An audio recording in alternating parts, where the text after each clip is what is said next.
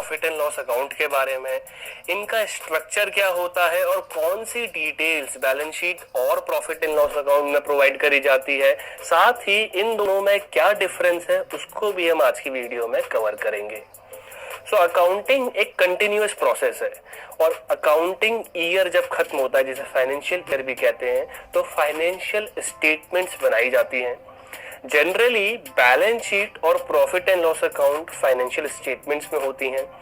अगर बात करें प्रॉफिट एंड लॉस अकाउंट की, तो ये प्रिपेयर किया जाता है पूरे फाइनेंशियल ईयर का, जो कि स्टार्ट होता है 1 अप्रैल को और खत्म होता है अगले साल 31 मार्च को। प्रॉफिट एंड लॉस अकाउंट की बात करें तो इसके दो पार्ट होते हैं, एक डेबिट साइड जिसे लेफ्ट साइड कहते हैं और राइट साइड में होता है क्रेडिट साइड।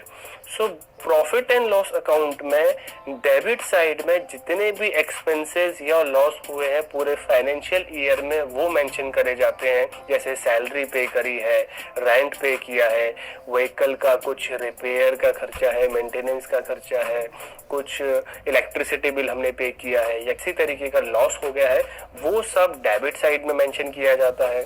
और क्रेडिट साइड में जो भी रेवेन्यू हो रहा है, चाहे मेन ऑपरेशन से हो रहा है, फॉर एग्जांपल अगर हमने पूरे साल में कुछ भी सेल किया है तो वो हम क्रेडिट साइड में मेंशन करते हैं। अगर कोई गुड्स हैं जो सेल नहीं हो सके हैं तो उसे क्लोजिंग स्टॉक के तौर पे मेंशन किया जाता है। साथ ही अगर बिजनेस की किसी अदर सोर्स से भी इनकम हो रही है, जैसे किसी इन्वेस्टमेंट से इंटरेस्ट आ रहा है या किसी तरीके का कमीशन है या डिस्काउंट रिसीव हुआ है, वो सब भी क्रेडिट साइड में मेंशन किया जाता है। अगर क्रेडिट साइड ज्यादा है डेबिट साइड से तो हम कहते हैं हमें नेट प्रॉफिट हुआ है, क्योंकि क्रेडिट साइड में रेवेन्यू है, डेबिट साइड में एक्सपेंस है। रेवेन्यू जितना ज्यादा होगा एक्सपेंस से उतना ज्यादा प्रॉफिट होगा, और अगर एक्सपेंसेस ज्यादा है और रेवेन्यू कम है तो हमें होता है नेट लॉस। तो नेट प्रॉफिट इसीलिए कैलकुलेट किया जाता है ताकि ये आइडेंटिफाई कर सकें कि कितना प्रॉफिट पूरे फाइनेंशियल ईयर में हुआ है। इसीलिए प्रॉफिट एंड लॉस अकाउंट को इनकम स्टेटमेंट भी कहा जाता है। अगर बात करें बैलेंस शीट की तो इसके भी दो पार्ट होते हैं, एक एसेट और दूसरा लायबिलिटीज। एसेट को दो कैटेगरी में डिवाइड किया जाता है, करंट एसेट और non current asset.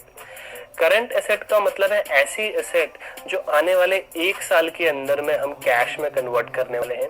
For example इसमें कैश बैलेंस आता है, अगर बैंक में कोई बैलेंस है तो वो भी हम करंट एसेट में लिखते हैं। कुछ ऐसा स्टॉक है जो सेल नहीं हो पाया था, जैसे क्लोजिंग स्टॉक कहते हैं, और अब वो आने वाले 1 साल के अंदर में हम उसे सेल करना चाहते हैं। या कुछ ऐसे डेटर्स हैं जो हमें आने वाले साल में या 1 साल के अंदर में पेमेंट करेंगे, वो सब करंट एसेट में आते हैं। और नॉन करंट में आते हैं फिक्स्ड एसेट, फॉर एग्जांपल कोई लैंड है, बिल्डिंग है, मशीनरी है, फर्नीचर है, जो हमारी इंटेंशन नहीं है 1 साल के अंदर बेचने की, वो सब आता है नॉन करंट एसेट के अंदर। अगर बात करें लायबिलिटी साइड में तो सबसे ऊपर आता है कैपिटल। कैपिटल का मतलब है वो पैसा जो ओनर ने बिजनेस में लगाया है, इन्वेस्ट किया